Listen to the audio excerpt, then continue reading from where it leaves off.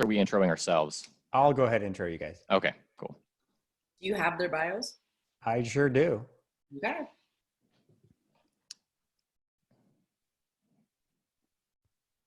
Hello, guys. Everyone, our tribe. We are going live. Sometimes there's a delay, so hopefully everybody can hear me. We have a wonderful mastermind on deck for you today.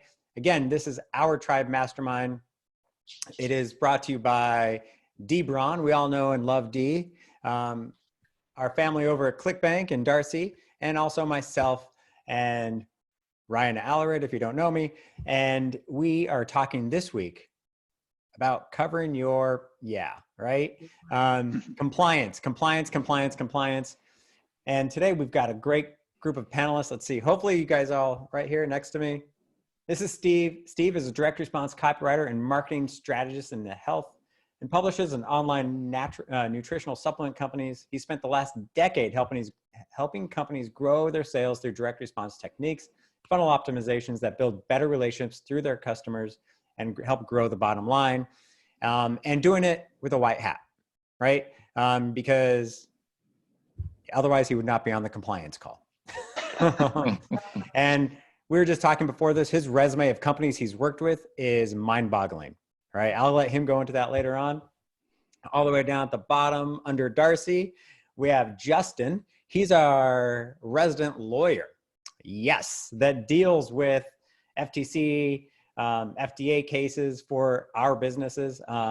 He assists company in regulatory, business, and legal needs in the beverage, food, dietary supplement, cosmetic, medical device, and OTC industries. He works closely with companies to ensure regulatory compliance and with statutes and regulations enforced by the Food and Drug Administration, the Federal Trade Commission, and other regulatory industries, which all freaking scary. Yes, absolutely. Then below me and below him is Ryan and Tiffany. They are from the ClickBank Compliance Team. Tiffany all the way down at the bottom, unless you guys are in a different order on your screen. She's been with ClickBank for 13 years. Crazy. So she probably knows her shit. Sorry, this is It's family. true. Family. She's responsible for managing all aspects of product approvals and feature elements, as well as leading the process for compliance reviews in accordance with ClickBank policies, FTC, and FDA regulations. Very good person to know, as well as the next person, Ryan Cardoza. He's been with ClickBank for 6 years. Man, you guys have been with ClickBank for a long time. With a background in dietary supplements, he started with bodybuilding.com.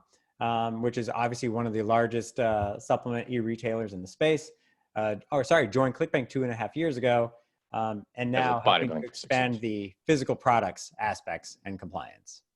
There we go. Got that right. So what we're going to do, guys, we're going to have a little roundtable discussion. We're going to start off with the lawyer, because then we're all just going to be scared. He's pretty much going to tell us how we're all going to get screwed over. Yep. So Justin, I'm going to hand it off to you. And we're going to start off, guys, kind of masterminding a little bit. We're going to have our experts talk, spread their knowledge, kind of talk with each other, argue a little bit, and then we're going to open up to Q&A. So get your questions ready to go. We're going to answer as many as we can. We have 90 minutes planned for this bad boy. So we're going to get through as many questions as possible. But right now, I'm going to shut up and hand it off to Justin.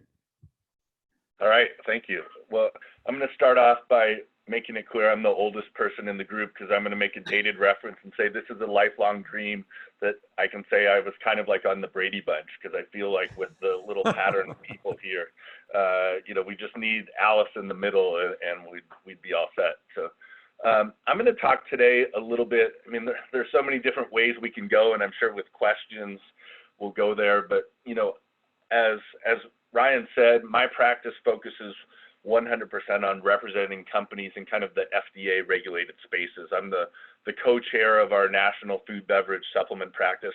It's a small boutique law firm of 2,450 lawyers in 42 offices around the world.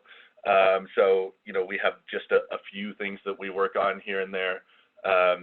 And one of the areas that really, I think, comes up a lot when I'm reviewing content, and I spend a lot of my time reviewing labels, reviewing websites, infomercials, marketing, advertising materials, is there's a little bit of lack of clarity on what exactly the FDA or the FTC is going to be looking at.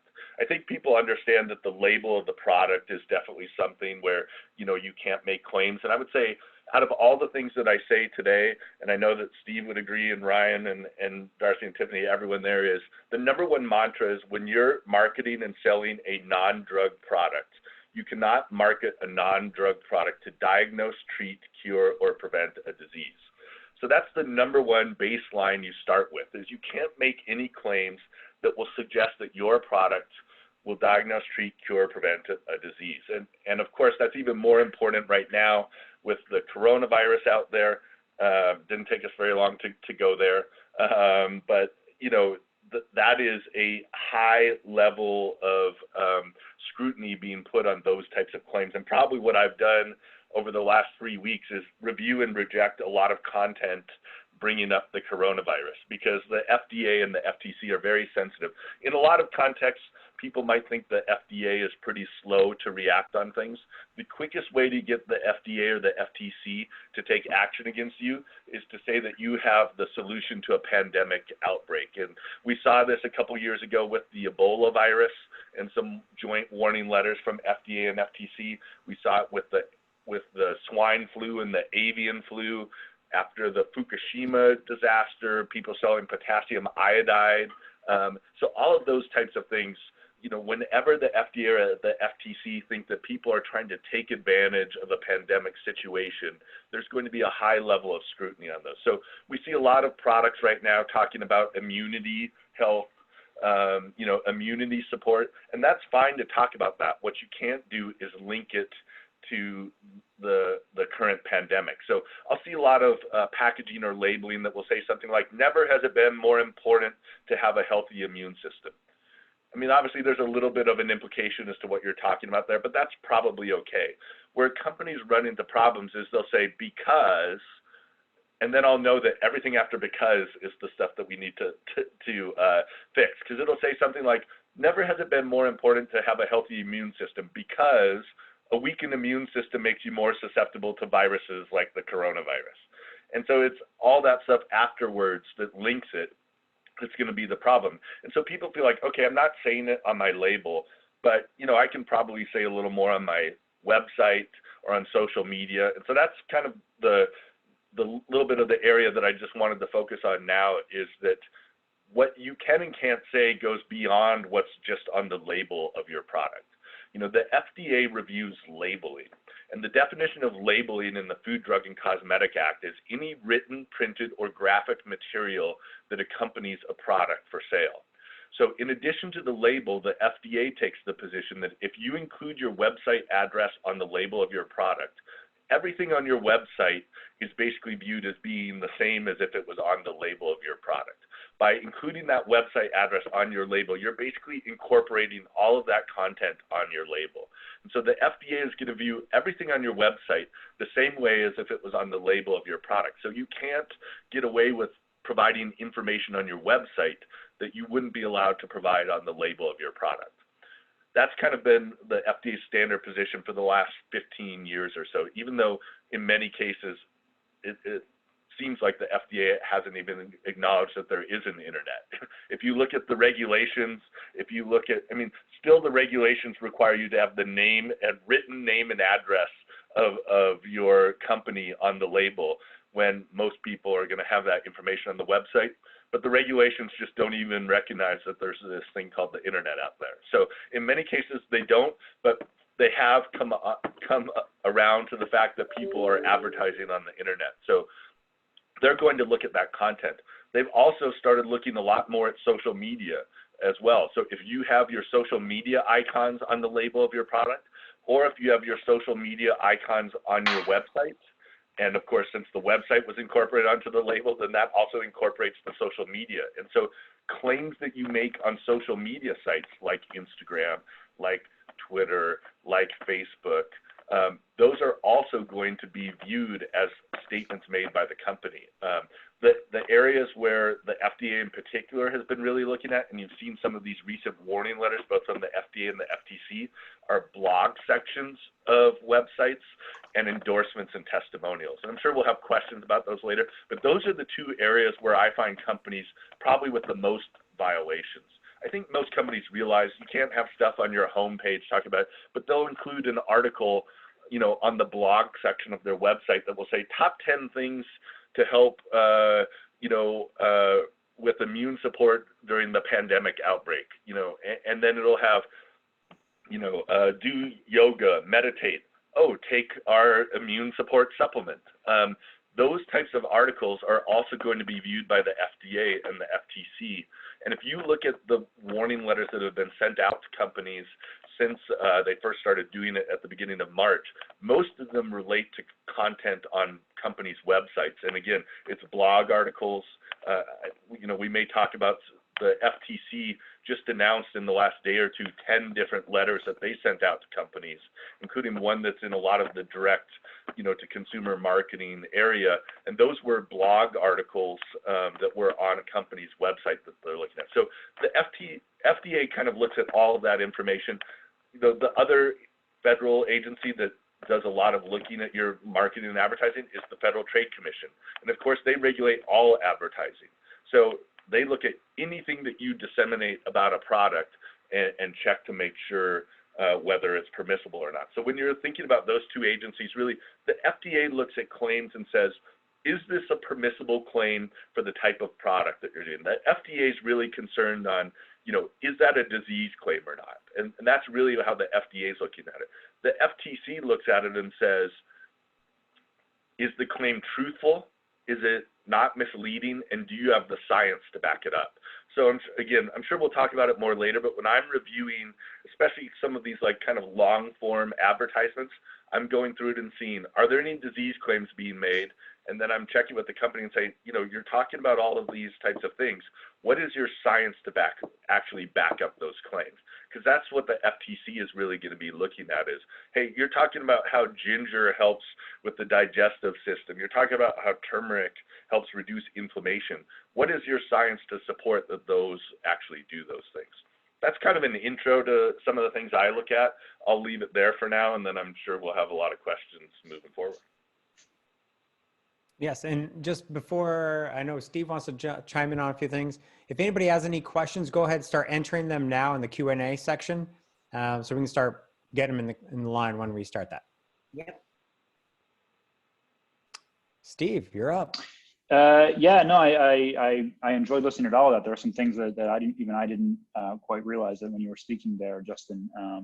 I advise a lot of clients, don't put any claims at all on your labels, but I did not realize the finer point about having a website on there, and that would be considered any claims in your website would be considered like having it on the label. I didn't realize that was the case. So I'm learning here too. It's great. For me as a copywriter, when I'm looking at taking on a new client, for me, I don't really want to, work with clients who are really crossing the line in terms of what they want to say in terms of cancer claims or, heart attack claims. Kind of the first thing I look at is, do these guys understand direct response marketing, and are they willing to play within on the right side of the legal space? It's always a fine line for marketers and lawyers to kind of work together to figure out, okay, how far can we push this thing without getting ourselves in any trouble? And one thing we were talking about before we kind of went live here on the call was, the risk tolerance for businesses. And I think that's a great place to start. And it's something that I ask a lot of my clients is, what are you comfortable with saying? At the end of the day, it's your business or it's their business, and they've got to really think about, what level of risk they have when they're making these claims, or they're saying things, in their marketing or in their content or in their emails. A company, like O.U.R, like a large mailer like that, from what I understand and working with them over the years is, they develop their products with compliance in mind from the get-go. So they're not going to invest any money into a product where they know they can't make interesting claims, legally. So they work with a legal team. But that's very different for some of the smaller players who might think, well, I'm small and I'm new. I'm just getting started. I can't really afford a legal counsel. I can't afford to work with a team of lawyers. And if they do go and work, they do say, okay, I want to be extra careful, and they do retain a lawyer. More often than not, that lawyer doesn't really understand the world of direct response marketing or marketing at all, because they're not marketers. So you get in a situation where I've been in that situation as a marketer. I've written something to the best of my ability that I think is within the lines, but is also good marketing. And they pass it off to a lawyer who has really no idea what I'm doing. And it comes back basically saying, you can't say any of this, because they just go to the letter of the regulations. So having those lawyers involved that, I know some of the larger companies I've worked with, they've got a team that understands it's a give and take, and they go back and forth. And Justin, it sounds like, you understand our world very thoroughly. And that's really, really great. Having somebody like you is immensely valuable to the companies in our space, because they're really hard to find. So having said that, for me, one of the things that I've learned as a copywriter, working with my own companies or with other companies, is one of the best tools you have when it comes to compliance, I think, is happy customers. A lot of times I hear stories of companies that they got in trouble mostly because it was a customer complaint going to the FTC or the FDA or the Better Business Bureau or whatever it is, or their local politician who then kind of taps the shoulder of one of these agencies. A lot of times that's an issue. If your customers are happy and they're getting results and they are not complaining about the product, or if they want their money back and they can get it very easily, they don't really go anywhere else to complain. And a lot of the times, like you mentioned, the FDA doesn't seem to realize an internet exists. They're a big agency, but they're not nearly big enough to police the whole internet or the whole world. So a lot of times they're doing their own investigations and not aware of some other things until it's kind of brought to their attention. So that's one thing I look for, when I'm working with a new customer or a new client. Do they have good reviews? Do they have good testimonials? Does the product work for the majority of people? Do they have a good guarantee process? So that's something that's really important that I always, let them know when they ask me about compliance, that they're not trying to pull one over on their customers, because that will, sooner or later, will come back to bite them. There's all kinds of horror stories. I forget the name of there was a company, they had a judgment ruled against them, and they had to refund, 10 years worth of sales based on their claims and things like that. So that's a big one for me when it comes to actually sitting down and writing copy for a product when I'm choosing a client to work with. I think I was kind of pounded into my head by my mentor, who's been a longtime copywriter, when it comes to kind of my moral obligation as a marketer. First and foremost is kind of like the do no harm, the mother standard. Would I let my own mother spend their money on this product, and would she be okay if she took it? She's got some ailments that she does take supplements for, and if I'm selling one of them, I think, well, is this complete garbage, or is it something that I would actually sell to someone that I care about? So if you're in that situation where you're selling something that you wouldn't give to someone you care about, you should probably rethink your product or rethink your marketing angle, because it's very likely not genuine. Another point I had here I already made about guarantees, about making sure your customers are happy, those kind of things. And then something that Justin touched on as well is a lot of I know in the direct response space, I think most people realize that your testimonials can't also be implying cure or implying that it's going to solve any disease or anything like that. A lot of the e-com companies that are kind of in the general marketing space, I find they don't seem to understand that. And a lot of times they just slap up any testimonial they have without any review on their website. And I'll go through it and say, hey, this is a great testimonial, but it's really anecdotal. It's great that it worked for that person and they feel that way about the product, but would a reasonable person come to your website, read that, and think that they would get the same results? If they would, then you probably shouldn't have it on there, because it's going to push someone down the road that they think they're getting a cure for a disease, and that can get you into quite a bit of trouble as well. Yeah. So Steve, one thing on that, if you don't mind, is sure. I think it's really important for people to understand and know that testimonials used in advertising become adopted statements of the company. So you can't get away with it by saying, well, we're not saying that. That's just the opinion of our customer. that's fine if they're posting it on their own Facebook page or something. But once the company uses that testimonial in its advertising, the company is basically endorsing that statement as a statement of the company. So the two main things to keep in mind when you're doing that is you cannot use a testimonial where a claim's being made that the company couldn't make it on its own. So for example, if I'm selling Justin's immune support product, I can't sell it to treat colds and flu because colds and flu are a disease. So I can't use a testimonial from someone who says, man, I use Justin's immune support, I never get colds and flu anymore. Because now if I use that, I'm basically making the claim that my product will help treat colds and flu. So that's the number one thing. The number two one is what you're talking about, which is when I use a testimonial, the assumption is that it is the typical experience of a person using your product. And this is especially true in weight loss products, as I know the ClickBank crew especially looked at these a lot. When you use a testimonial of weight loss, the presumption is that the typical person using that product is going to experience the same results. And if it's not what a typical person can expect, and we all know about these large before and after pictures, and I'm guessing that we'll have some questions about that and go into more detail on those. But if, you know, someone losing 90 pounds is not what a typical person is going to expect from it. So the requirement is you have to disclose what a typical person would expect to lose, or make it so specific about how that person lost the weight that someone can tell that it's different than the normal thing. But I think endorsements and testimonials, you know, they're one of the most influential means of advertising.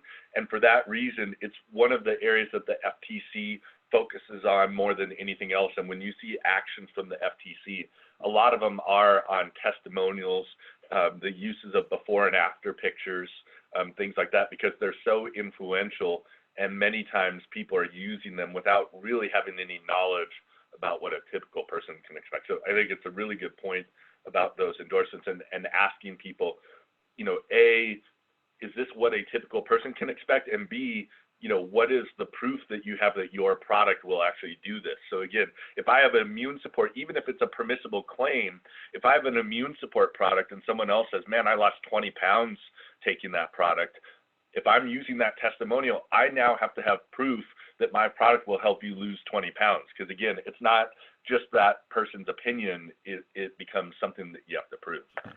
And Justin and Steve, I'm just going to jump in real quick because I feel like this is appropriate to what we're talking about. We had a question from Jake Hoffberg about testimonials specifically.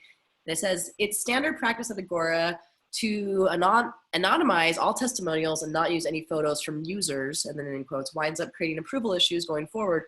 What other issues should we as advertisers be aware of when using testimonials? I think you kind of touched on it a little bit there. But if Ryan and Tiff, do you guys have anything to add in specific to testimonials, since we were on that topic? I think it'd be a good time. It was one of the things we were going to talk about, but Justin already kind of tackled a lot of it. Yeah, I mean, just because it's a testimonial and it's not the words of your own company doesn't make it devoid of any sort of regulatory risk. If there's disease or drug claims in the testimonial, it's just as much of a risk as anything else. I think the other thing is there have been a lot of actions from the FTC for companies making up testimonials too. And so I will say this right now, you cannot make up testimonials. You know, there have been, and this is a whole nother topic, which I know we'll get into, disclosing material connections of testimonials and endorsements. This is something that FTC has really focused on lately. If you have a testimonial from Bob who says that this product works great, and Bob happens to be the owner of the company, you know, Bob needs to disclose that he's the owner of the company when making that testimonial. It doesn't mean that what he says isn't true, but the FTC says that's important information that you should know when deciding what credibility to give that testimonial. You know, does it make a difference that Bob has a tie to the company when you decide whether you're going to believe that testimonial or not? It might. So those types of issues are, I mean, the FTC really looks closely at testimonials, again, because it's such an influential type of thing. You know, if you see other people doing it, you know, you go on Amazon and you look at the 5-star reviews, or you go on Yelp or something and you look for restaurants where people have good reviews, those are influential. So if it turns out that those are all made up, you know, just to get people to think there's a lot of reviews. I mean, that is where the FTC does take action against companies. And I have a question that kind of piggybacks on testimonials. I don't know if it's under the same boat or not, but I guarantee you every single person listening on this call or even going to listen on the replay falls into this bucket. Almost everybody, I'd say 98% of people in our industry, whether you have a VSL, long form sales letter, we use storytelling, right? And sometimes we're not saying this product is great, but we're like, Joe Blow stumbled upon this, you know, at his ranch, and under the rock was this thing, blah, blah, right? So at what point does the FTC or FDA look at the storytelling where they're not saying, hey, this is the product and how it works, this is how I stumbled upon it, or this is the discovery I've made? Like, because I guarantee you everybody has a story, because why? They work, they sell. And I don't know if this is a legal question, copy question. It's definitely, if you can't actually substantiate the story's true, then there would be some deceptive marketing techniques used there. So we actually talked to an FTC commissioner at a regulatory conference we went to in New York, where he gave an example of, you know, like you're saying, a story where they're saying, oh, these ingredients are really rare, they're hard to come by, and we were lucky enough to get like a really small amount. There's limited quantity, you know, you're creating scarcity, but really the ingredients weren't rare whatsoever. So the storytelling, if it's deceptive and it's really not true, then that is going to be a regulatory risk. Yeah, this goes to like the, you know, and there's some things that you just can't disclaim. And kind of as Ryan said, you know, some people put at the bottom, oh, you know, this is you know, a paid advertisement. This is a fictional recreation, you know, of the account. Sometimes you can do that. Sometimes the FTC just says you can't disclaim away out and out, you know, deception. So sometimes you'll see on TV, this is kind of a common vehicle on TV. They'll have this, what looks like a talk show, and it'll say, oh, welcome to Health Today. Our special guest is, you know, Bill, who's here to talk about his product. You know, the reporter, the set, everything is just made up. This is just part of their way to promote their product. There's no Health Now show. And if they put, you know, this is a paid advertisement at the front, you know, that's probably okay depending on how well you do it. But you have to be really careful, because the FTC has more and more taken the position, you know, if it's all set up to look like something and that's not really the case, you know, there's a risk that people are going to be deceived. There was a big case, I think it was about 12 years ago now, involving acai berry products for weight loss, dietary supplements. And the whole thing was set up as Action 5 News is investigating, you know, this weight loss product. And they had a stock photo of this woman who's a reporter saying she tried it for 30 days and, you know, and it worked great. And here, contact these people. And it was, you know, basically affiliate marketers using the same scheme and then sending people to the companies, and you got, you know, for however many clicks you got on it, you got a certain percentage. Well, the whole thing was a sham. There's no Action 5 News. That, you know, photo was a stock photo taken, you know, some woman in Paris. The whole thing was set up, and the FTC came after, you know, 10 different affiliate marketers pretty hard on those types of things. So I think it's those types of things, and it's a good question, Ryan. You know, the more that you make up about it, the more likely that the FTC is going to have issues with it. You know, obviously, as Ryan, you know, Cardozo said a little bit, you can say some things. I mean, almost all of these stories that I review start off with, let me tell you about the cure that the FDA doesn't want you to know about, you know, and I found it when I was in Iceland, you know, in this volcanic rock, or, you know, some type of story like that. And some of that storytelling is okay, but when you're making up facts or you're making up scenarios, that's where I think you really get into trouble. Yeah, and I think this other question, oh, sorry, Tiff, I'll let you go. I was going to say, it kind of piggybacks on that. It was a question here. For advertorials and longer form copy, is excessive negative sentiment frowned upon by the FTC/FDA? Example, my self-esteem plummeted and I felt helpless, but it all changed when I found X. I don't know that. Go ahead. You know, go ahead, Steve.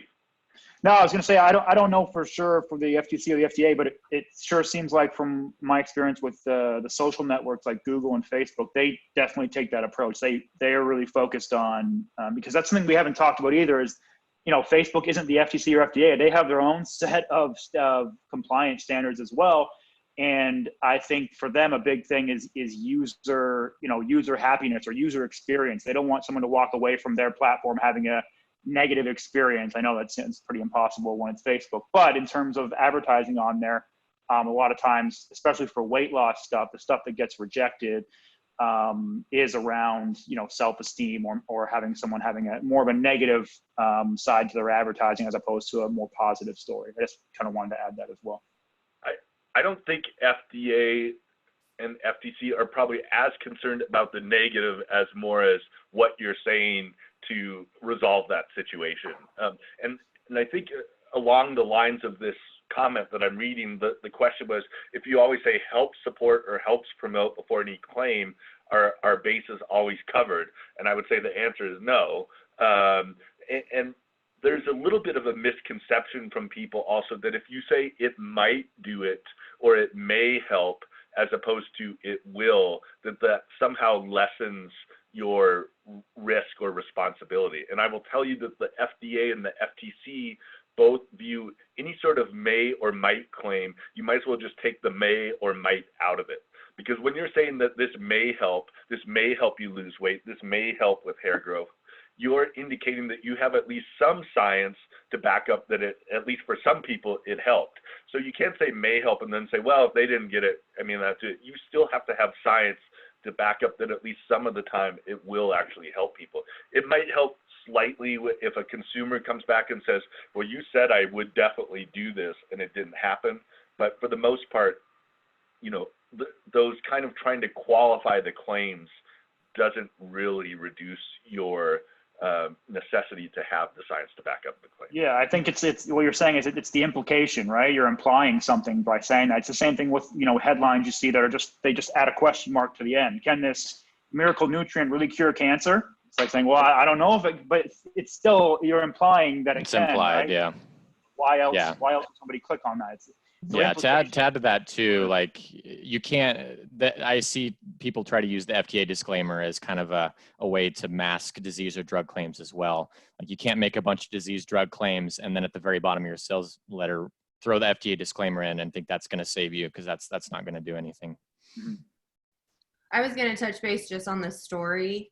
Because we tell people that the FTC does scrutinize upon it, because in the story that you tell, it could imply that you're not within those normal levels, or like a cholesterol. Like you could say this cured my cholesterol, but then have like supports normal like sugar levels. But that story has already implied that it cured his cholesterol levels. So you have to remember it, having the implication in the story doesn't necessarily not go hand in hand with the support claims. Yeah, it sets a net impression for the rest of the sales page that particular product is going to help towards a disease state, whether you don't explicitly say it or not. And go ahead. So real quick, Steve, I have a copy question for you. So in our world, obviously a black hat, aggressive copy is with a good story is going to convert. We know that, right? So if I have a product and I know I want to advertise on Facebook, but I also have, like, say I have a supplement. I have a product a supplement I want to advertise on Facebook, but I also still want to be compliant. Do you have any tips, or what's your process to write copy that actually converts, but still is compliant? And yeah, for me, I get what you're saying. Yeah. For me, when I'm writing my first or second drafts, for a long form sales letter or an advertorial, I won't actually write it strictly for compliance, because I don't want to impinge on my creative marketing process. I mean, there's things I always know in my head I can and can't say. That just comes with experience. But I won't sit and write something and try and make it as compliant as possible in the first draft. I'll try and make it as good of marketing, as aggressive as I possibly can. And then when I'm going back through editing, look at it and say, where did I cross the line? Where am I right up against the line? Where can I scale things back?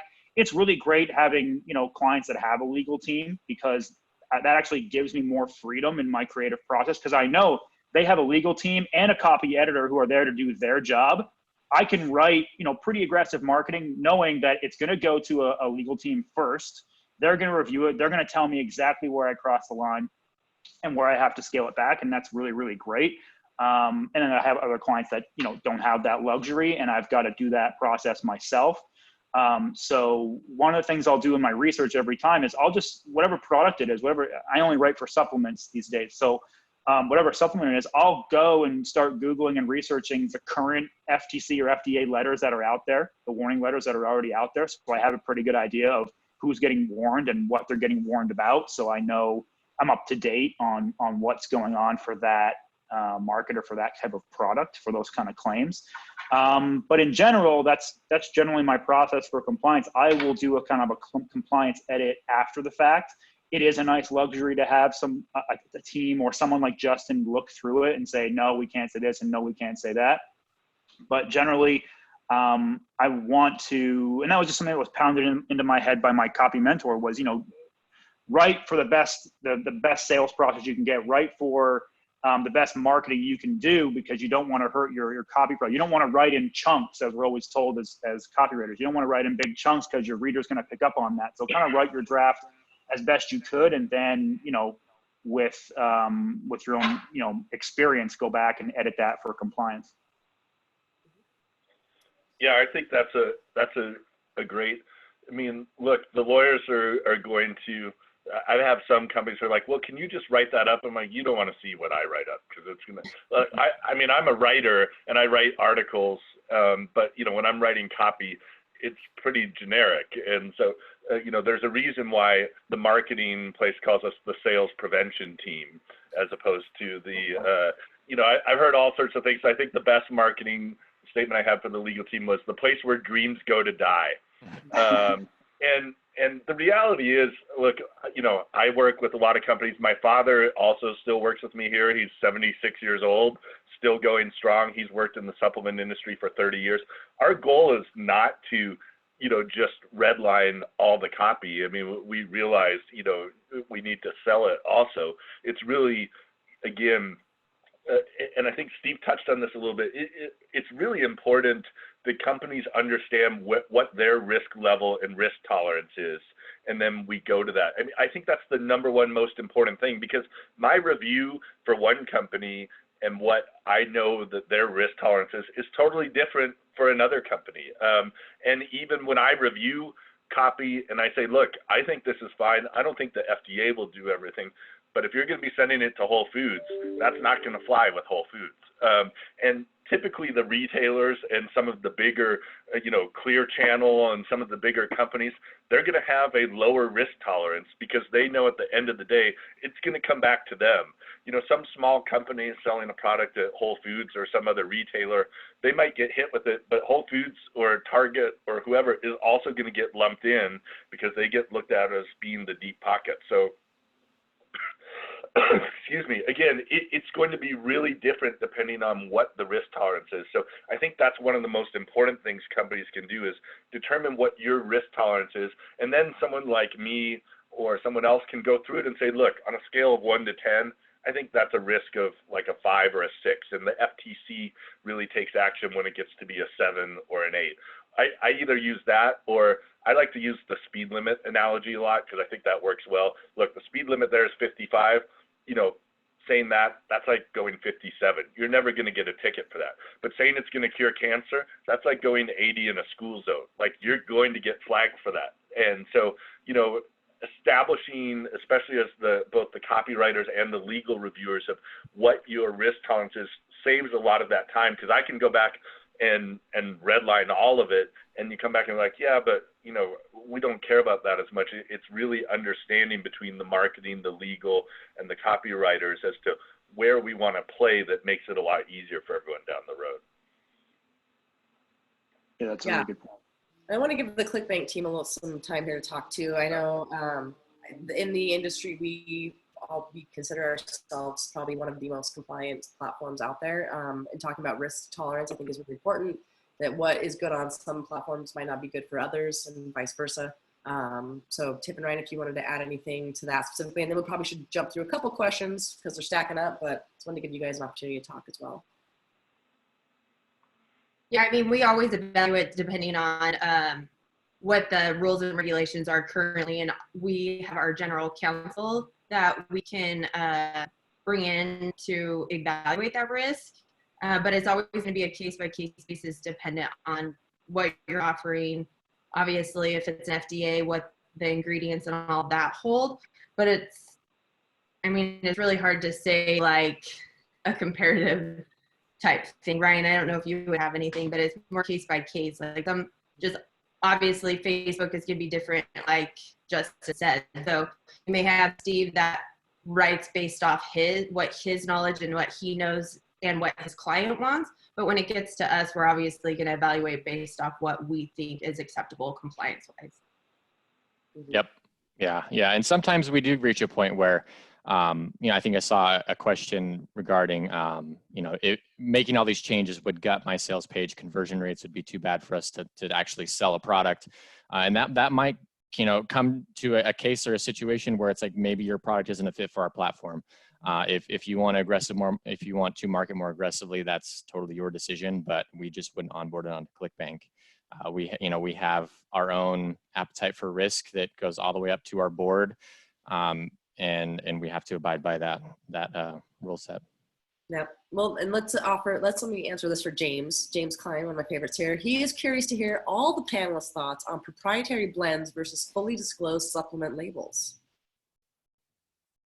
Well, I can jump on that first. Proprietary blend, just to be clear, the only thing proprietary about proprietary blends is the amount of the ingredients. There's a little bit, again, of a misconception I get from people sometimes say, well, we're just going to call it a proprietary blend. We don't want people to know what's in there. You have to disclose all of the ingredients. The only thing proprietary about it should be the amount of those ingredients. And so again, if you have a proprietary blend of 6 ingredients, you still have to list each of those in descending order of predominance by weight. The only thing really missing is the amount of each of those ingredients.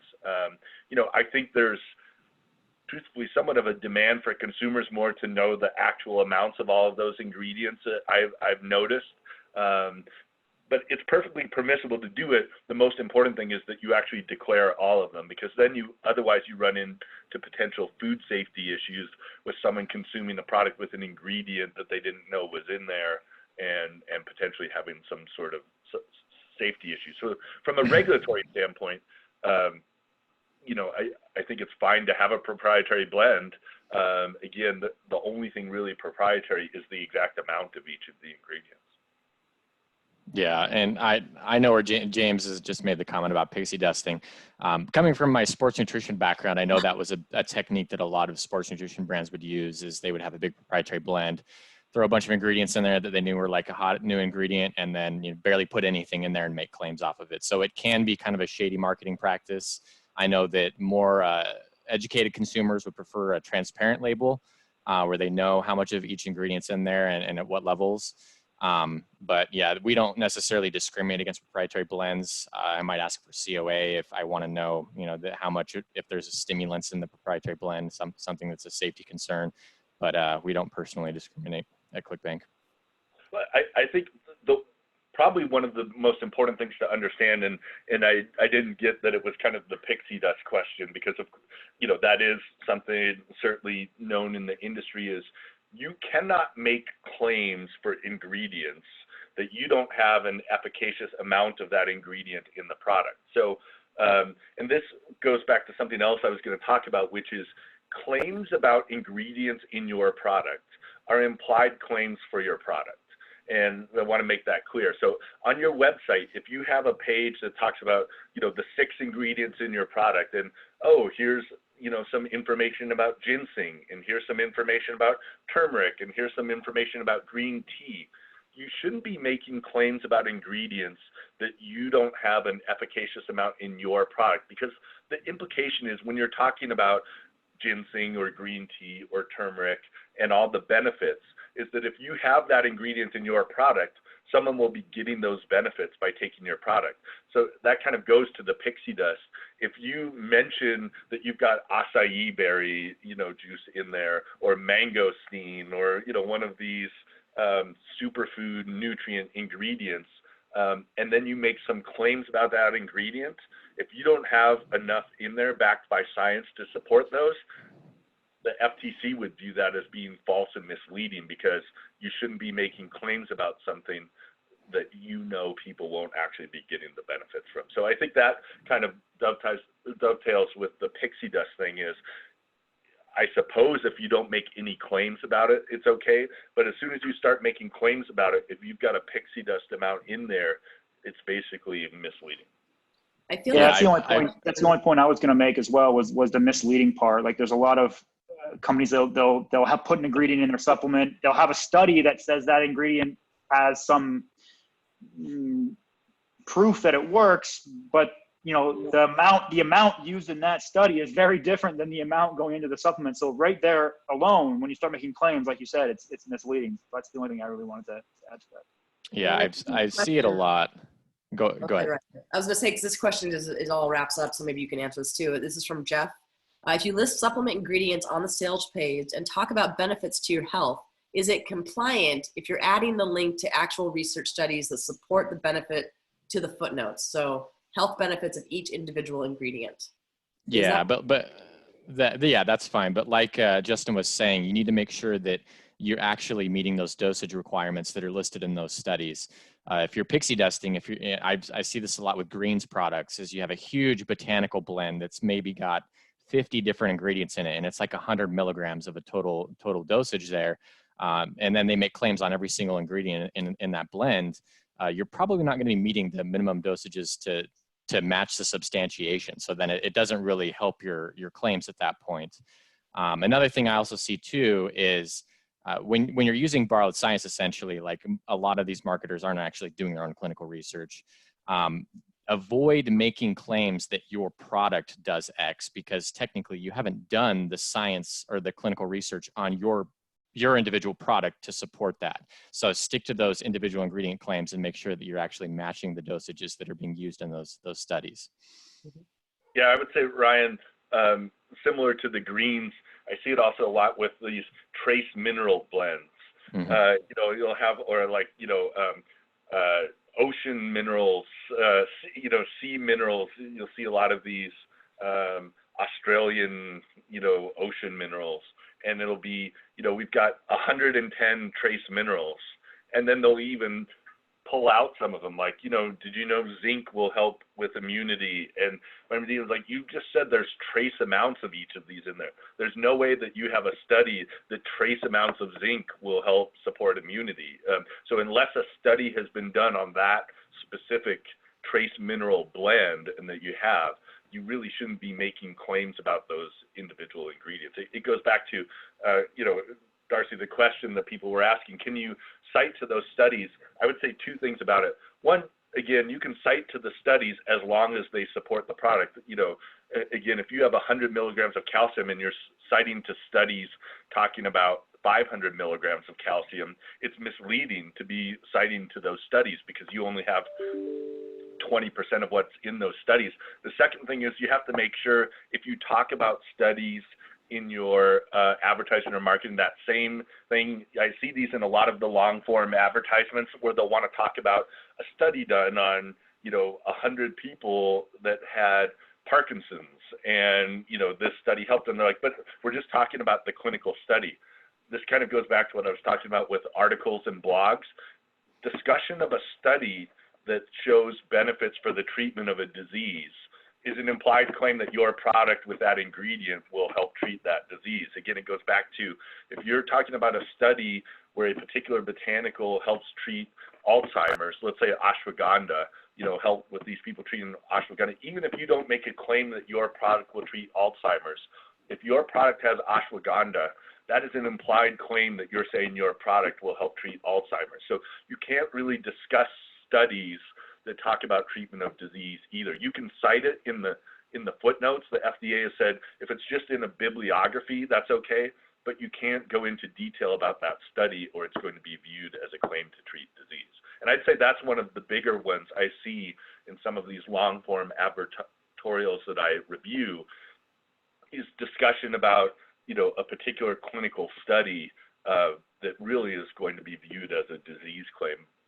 by the FDA if they look at it closely.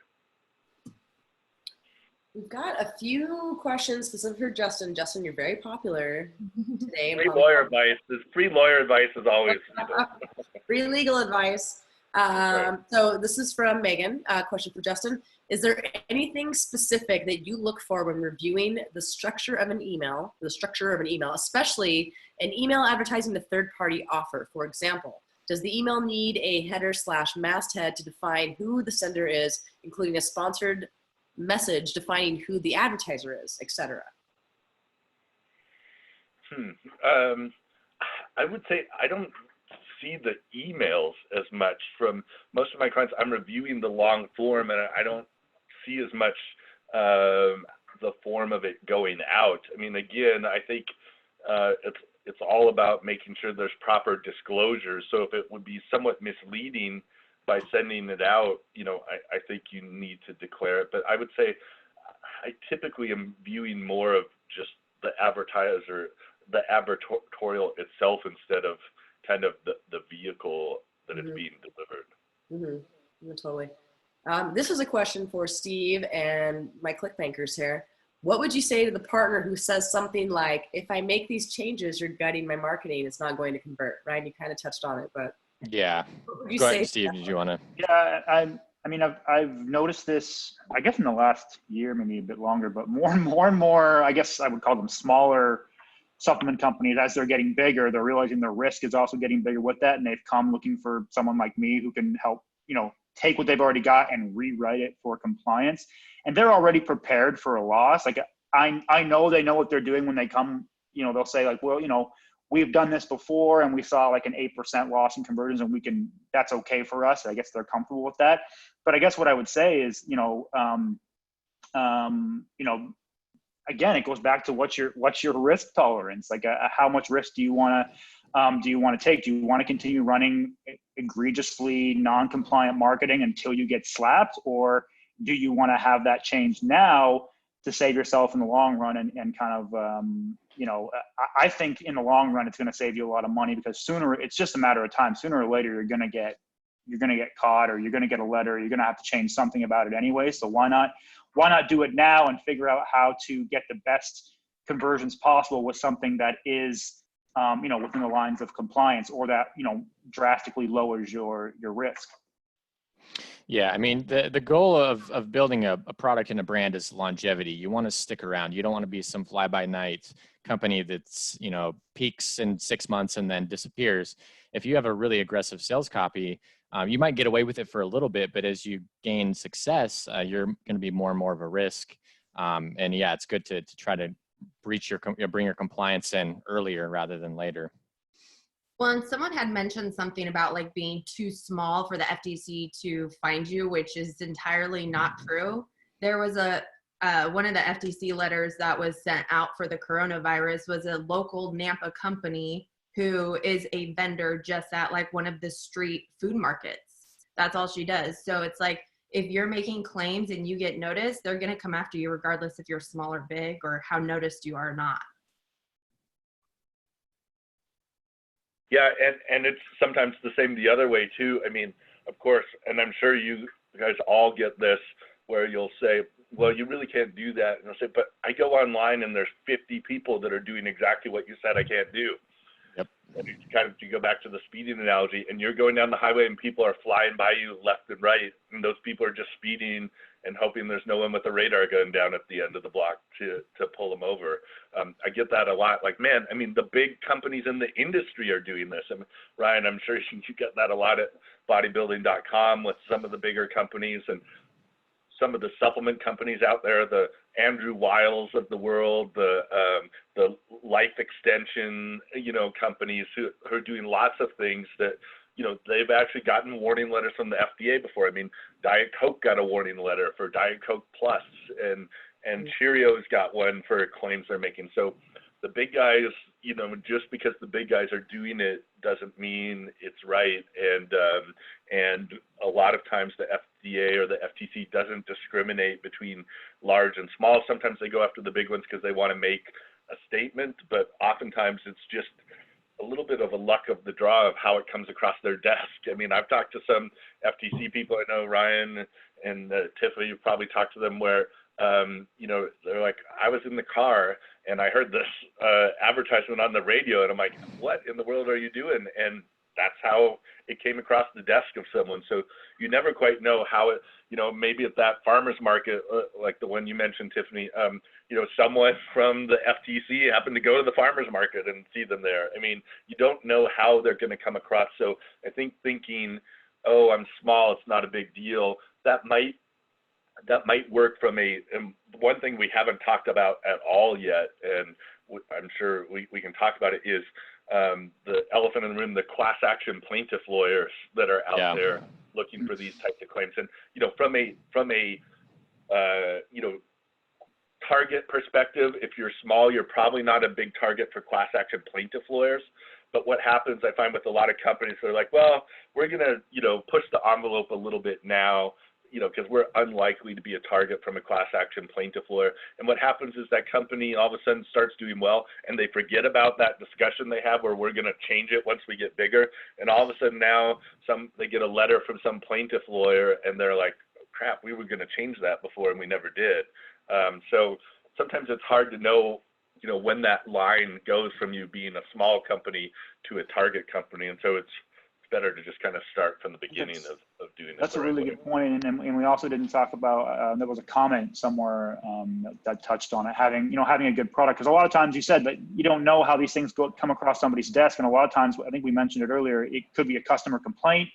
And again, it could also be one of your competitors. I mean, business is a shady place sometimes, and you have a competitor who knows you're running non-compliant stuff, and they pick up the phone and they say, hey, you know, it's like the drug dealer who calls the police on the other drug dealer down the block, right? It's something that is known to happen as well. So you've got to be, you can't just think about, oh, well, the FTC or the FDA see this. It's, you know, everybody's going to see it. Anyone on an email list, they could call if they're a customer who's unhappy, if they're a competitor who wants to take you out.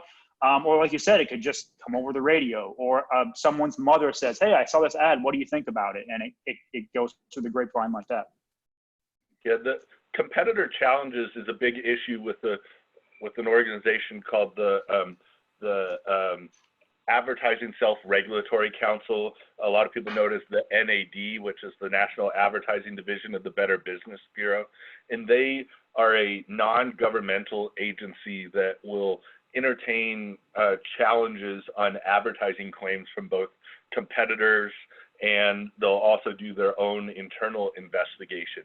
And they mostly look at substantiation of claims, but I just finished doing a video conference hearing with the NAD last week over some various types of essential oil claims.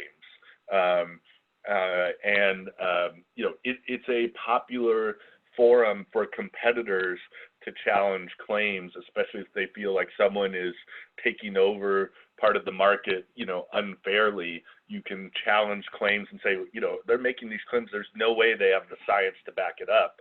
And it's a fairly quick forum, takes 90 to 120 days, or at least it's supposed to, from start to finish.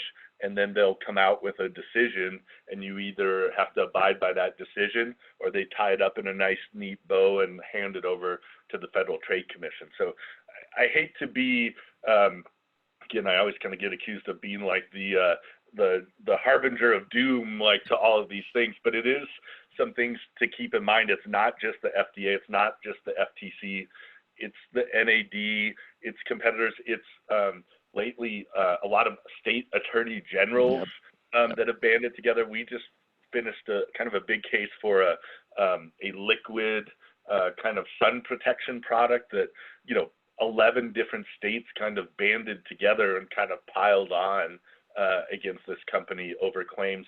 There's a cabal, that I call it, of DAs in California that are kind of well known for going around and sending letters to companies. Hey, you're making these claims, we want to see your science. It's like a lot of the wine country, like Sonoma, Napa, the San Francisco, and they just go around and say, we want to see your science. So you really need to make sure that you've got the support to back it up when you're making these types of claims.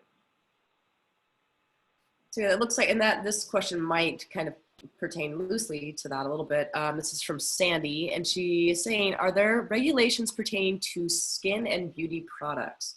And using words like may reduce wrinkles, would that be okay? Again, we're getting into that implied area. Yeah, for cosmetics, the big thing, it's a very challenging product type to market because your marketing lane is so narrow. All your claims have to be appearance based. So you would have to add may help reduce the appearance of wrinkles or fine lines and wrinkles. It has to be very specific that you're addressing the appearance of the wrinkle and you're not actually, I guess, removing it entirely. You're not altering the structure or function of the skin. Anytime you make a cosmetic claim that implies or expressly says you're altering the structure or function of the skin, you're immediately moving from a cosmetic or a topical into the drug realm, and you're going to get into some regulatory risk there. Yeah, definitely. Justin, another question for you. It is pertaining back to email. So anyone, if they have any thoughts, feel free to jump in. So Megan, would love to know your thoughts on double opt-out. For example, an opt-out to unsubscribe from the newsletter / sender of an email, and an opt-out to unsubscribe from whoever the third-party advertiser is. Thoughts? You mean as far as that you have to opt out? Or and maybe Megan can help maybe define this a little bit, but she just said another question for Justin. Would love to know his thoughts on double opt-out. So you've heard of that, something that works well. Yeah, so pretty much it says if I'm the affiliate promoting a third-party offer, if they opt out from my email, should we also opt them out from receiving anything else from that third party? So if I have my apple cider vinegar, but I'm promoting a face cream, right? They opt out of my thing. Do I need to not promote them face cream as well as my, I believe that's what she's asking. Yeah, it's a good question. There are some very specific things related to this from an FTC perspective. That's probably one I'm going to have to pass on a little bit. If someone wanted to send me something afterwards, I can look up on that a little bit. My inclination would be yes, but I don't know that specific answer off the top of my head. And so, yeah, we can, and I think we should have prefaced that at the beginning of the call. If there's any questions or anything that where we feel like we either need to give a more in-depth response or we need to do a little bit of research, we're more than happy to share out contact information after the fact so we can have these kind of discussions after the fact. So Megan, you'll get your question answered one way or another. And that goes for anything else we get into in the rest of the call. If there's something that we need to get a little bit deeper into, we can always take that offline as well. So just want to make sure everyone's questions are answered. I have a question from Norman. This goes back to the very, very beginning when we were talking about coronavirus and how the FTC is kind of hammering down when we're implying colds and flus. Norman asks, could you say helps relieve the symptoms associated with colds and flus? Again, I think I know the answer, but let's just answer it anyway. Yeah, so there's a really helpful thing to look at when we talk about that kind of mantra I said at the beginning of you cannot sell a non-drug product to diagnose, treat, cure, prevent a disease. There's a definition of disease that's in the Code of Federal Regulations, a sad statement of my life that I can tell you it's 21 CFR 10193G1, that has the definition of disease. And the definition of disease is any damage to a system or part of the body such that it doesn't function properly. And then it goes on to list 10 categories of claims that would be considered disease claims. And number one is express claims, like it will help treat cancer or diabetes or Alzheimer's. Number two is addressing the signs or symptoms of disease. So that would squarely fall in with the no. It's considered a disease category because you can't talk about the signs or symptoms of disease. So you can't talk about, this is why claims to lower high blood pressure are disease claims, because high blood pressure is considered a sign or a symptom of either heart disease or some other types of disease conditions. It's why the FDA believes that inflammation claims are disease claims, because it generally implies treatment of arthritis unless you tie it to a non-disease form of inflammation, like inflammation from exercise. So any signs or symptoms of a condition is going to be treated the same as treating that actual condition. Mm-hmm. And this would be for the group again as well. So this came from D, and it was backed a little bit more towards the cosmetic question. What about topical products that are not geared towards affecting appearance of the skin? The example would be a topical pain cream. What are the guidelines for those? So yeah, it's a drug. You would have to make any sort of pain claims for a topical cream. You would have to have a monographed drug ingredient that's approved for that particular purpose. So camphor, menthol, lidocaine, like you would have to have an ingredient in the product that was approved for that purpose, as well as proper labeling. So drug facts panel with all the necessary information. And then you would be okay to market those particular purposes, but it does come with a lot of homework on the end. Yeah, I would say it's probably the most common product sold as a topical product that is not a compliant product is the pain relief cream. If you go on Amazon, there's probably 100 different pain relief products being sold as cosmetics that are just flat out drugs. So obviously the FDA has limited resources. There's only so much they can go after unless there's safety issues. It's probably not a high target, but it still doesn't mean it's compliant. And Ryan said it exactly right. There's certain, for those who aren't as familiar, there's certain basically recipes for over-the-counter drugs that the FDA has pre-approved. Those are the monographs, and it has certain active ingredients that if you use those, you can put that over-the-counter drug product on the market without having to have it approved by the FDA, but you have to have drug facts and everything else on there. But it's only specific ingredients. What I see a lot of companies doing, especially in the hemp and CBD area, is they'll take hemp or CBD, which is, known for having some pain relief type of properties, and they'll stick it in the inactive ingredients. And then they'll put like menthol in the active ingredients, but yet they're making all these claims about the CBD or hemp. And if you're making claims about an ingredient, it's not an inactive ingredient. It's an active ingredient in the product. So it's a tricky spot. I mean, I was actually going to give kudos to Ryan before. I mean, he said exactly right is, topical products can only be sold as two ways in the US, as, to address the appearance, cleansing, beautifying, promoting attractiveness, or their drugs. So anything outside of that, again, in the hemp and CBD, especially, we see topicals for anxiety, for sleep. Any of those claims make the product a drug. It's very limited what you can sell non-drug topical products for in the U.S. Mm-hmm. Yep. Well, and this would be a question for the group here as well. What about compliance when it comes to the ADA, so the Americans with Disability Act, or any of the California propositions, which is very different than the rest of the United States? Yeah, we've seen a lot of action. I mean, this has been a popular plaintiff lawyers to go after websites that are not compliant for blind people. There's very specific requirements. You have to have, the ability for people to hear most of the content as well. And so there's been a large string of cases brought by certain plaintiffs who are just going around and going after websites that are not ADA compliant. It's mostly been for blind people. Prop 65 is probably one of the biggest ones in California.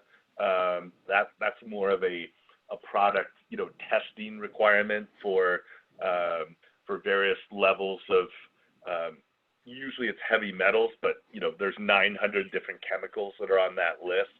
And if your product tests positive for it, you have to disclose those on the website. I don't know as much specifically from the California standpoint of other things. I think they have one fairly similar to the ADA one, but it is something that if you have a website, you'll want to make sure that you are compliant, and if not, talk to someone because it is a risk of someone coming after it. And Justin, we also have another question. Is there a place I can find the definition of disease that was just stated? Yeah, so that's what I was saying. It's in the Code of Federal Regulations.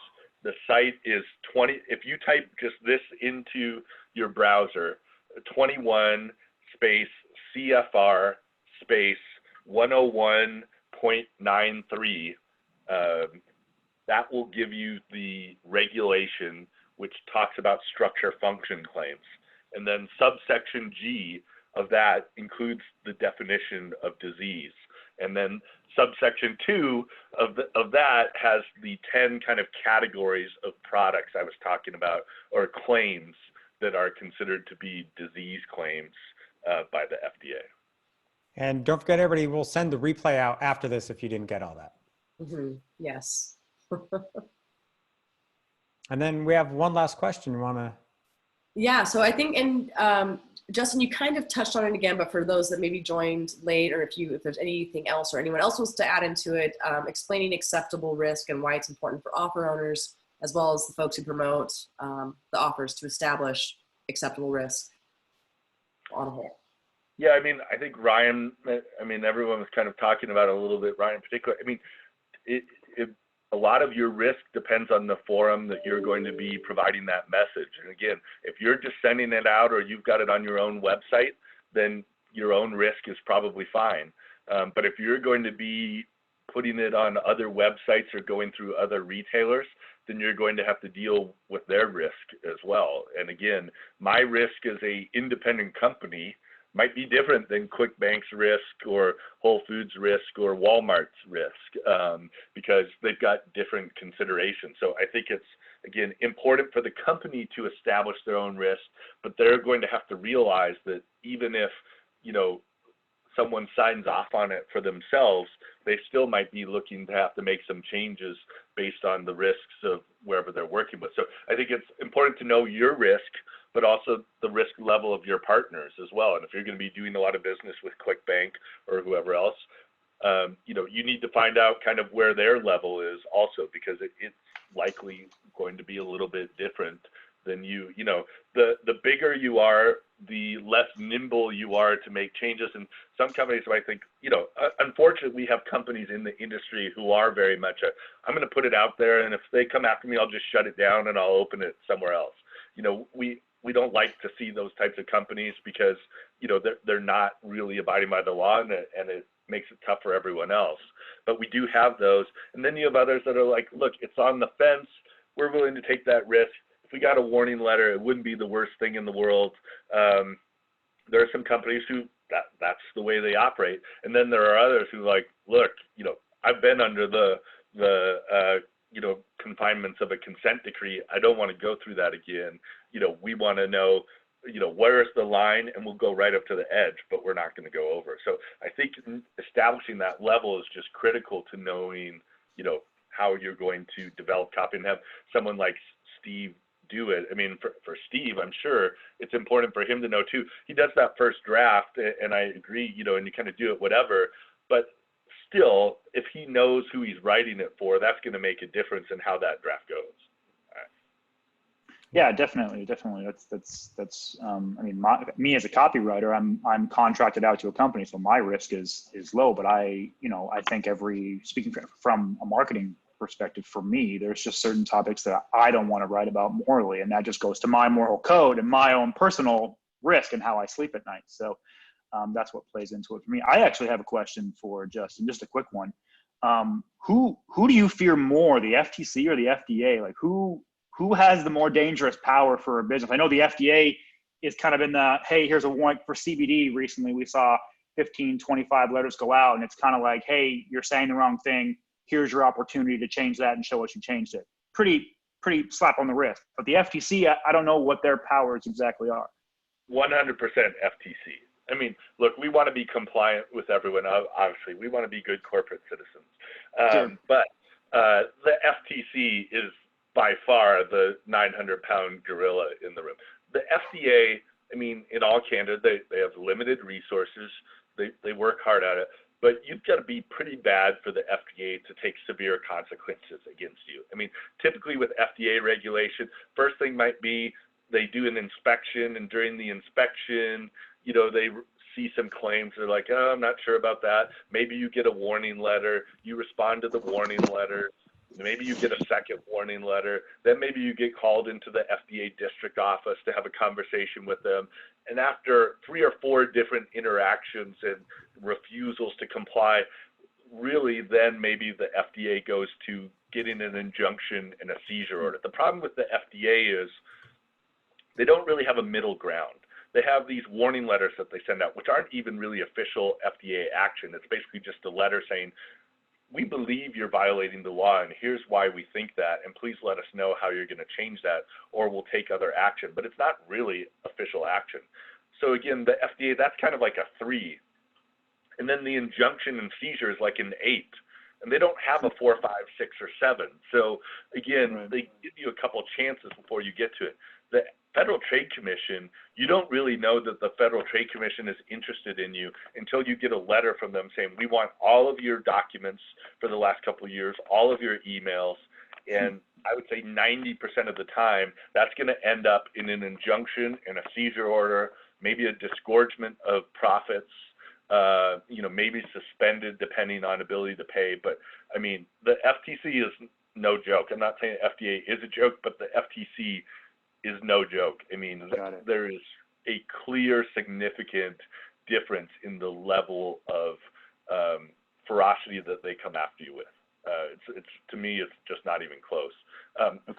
In between those is probably plaintiff lawyers, because plaintiff lawyers, you can say, fine, I probably shouldn't have been making that claim. We'll make changes. And they're like, great. How much did you make on that over the last 3 years?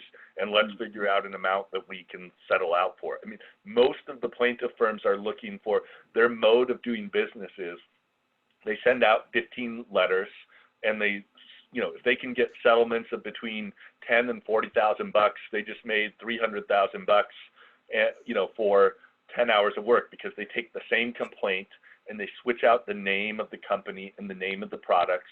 And, they find a particular labeling claim like no added sugar, and if you say no added sugar and you're not a low calorie food, then you have to include a disclaimer that says not a low calorie food, see nutrition information for sugar and calorie content.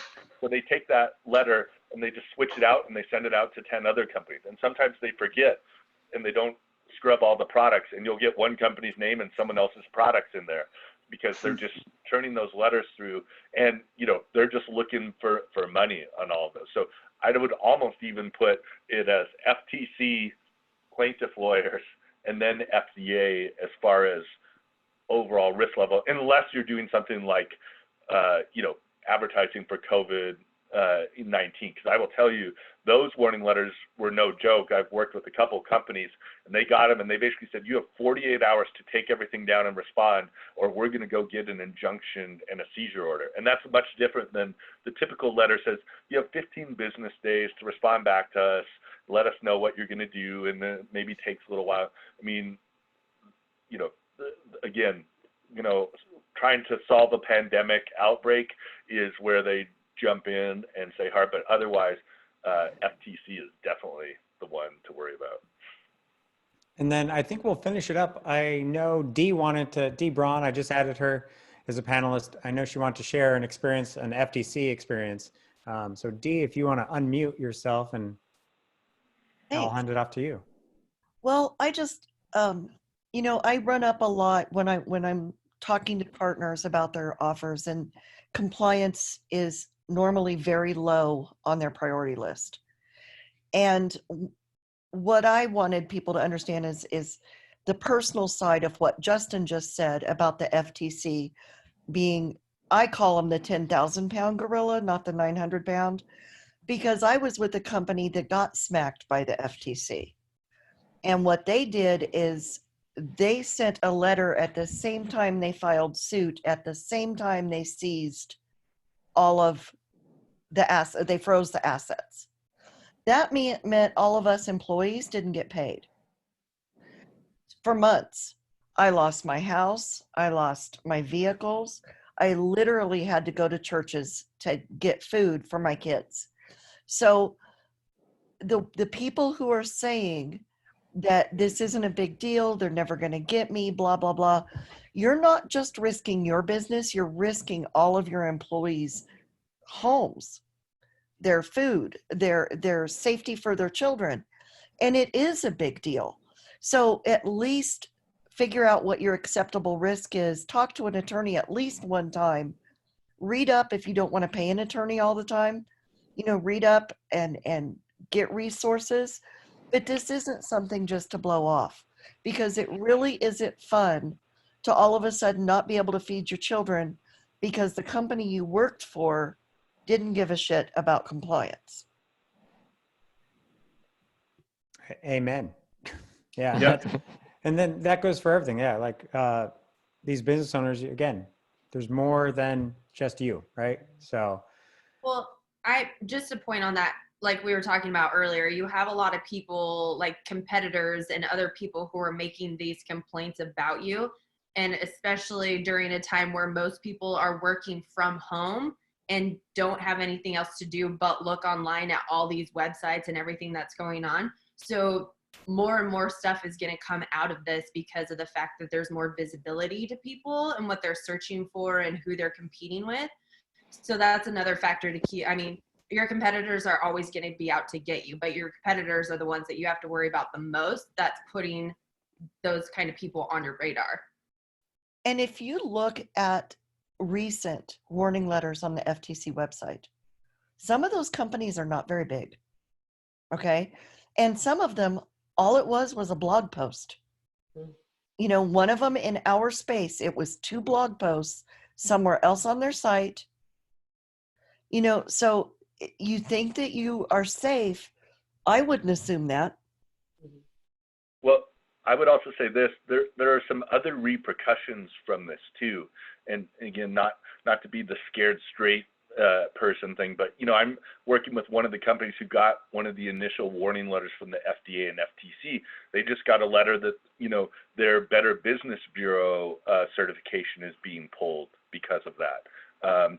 There are plaintiff lawyers that circle around these warning letters. So again, getting a warning letter from the FDA might not have severe consequences from the FDA, but it can have repercussions in other spaces. Again, the BBB, plaintiff lawyers, other people looking at that and saying, okay, this company, was flying loose. Either let's see what else they're doing, or let's jump on that. And it's kind of a roadmap. A lot of plaintiff lawyers are out there and just kind of using FDA warning letters as roadmaps for their kind of next class action lawsuit.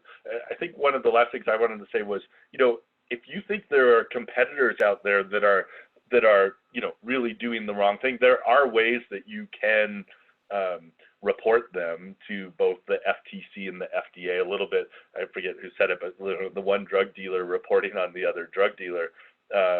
It reminds me of The Wire, but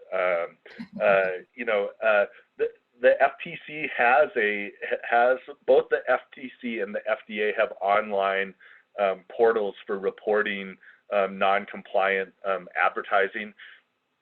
I've sent more than a few letters to both the FDA and the FTC, truthfully, on behalf of companies, but anonymously, because it's always tough. On one hand, you want to do it. On the other hand, those who live in glass houses, you better be careful about what you're reporting yourself. So sometimes I do it, on an anonymous client basis, like, hey, I represent a lot of clients in the industry. We all just want a level playing field. We suggest that you take a look at this website and, take appropriate action as you deem necessary. And I think those things are important because we do want to have a compliant industry, and the bad actors out there make it bad for everyone else. You always hear from these congressmen and senators about the unregulated dietary supplement industry. I know Ryan's heard that more than a few times at bodybuilding.com and others, and it drives me crazy because I could spend 3 hours going through all the regulations and you would be clear that it is not an unregulated industry. How well the FDA does at regulating it might be a different story, but I can go through the regulations from 21 CFR 101.1 to 100, and no one would say it's an unregulated industry. So I think it's important to get those bad actors out of there, and whether it's doing a report or something else, the less of those types of guys out there actually make it easier for the rest of the companies that are trying to do the right thing. Because it's tough. It's tough to it's tough to compete with someone, you know, quote, when you have one hand tied behind your back because you're trying to do the right thing and they're out there saying how they found the next cure for cancer. And until something gets done about it, you know, they're potentially taking away business because they're not abiding by the rules. So there are some ways to do that. And, you know, if you go on either of those portals, you know, there are reports that you can make, and especially with, you know, some of the COVID type of advertising, you know, I've reported a few of those, you know, everything from honey to, you know, other types of products that are making claims that are just, you know, not acceptable types of claims. I do want to point out too that non-compliant, super aggressive, egregious, like BSLs or long pages directly correlate with high refunds, high chargebacks, and high fraud, because you're getting reported more and more because people are buying more stuff online. And if they feel like they have been decepted in any way, they're going to report it to their bank. So I mean, that will help you in the long run too, to have that evergreen product and those reoccurring customers for the new products that you get in, instead of them feeling like they got duped and just go directly to their bank to report it. Perfect. Awesome, guys. Well, we're hitting up pretty much our 90-minute mark. So first off, I want to thank the ClickBank team, Tiffany and Ryan, Steve, Justin, everybody listening. Thank you so much. Our Tribe Mastermind will be back Thursday, April 30th, with an all new lineup. So be on and watch out for an email. Tell your friends, tell your family, join us. And again, as always, we're going to end it on the words of Jerry Springer. So take care of each other and yourselves. We'll see you later, guys. See you. Thank you. Bye. Bye.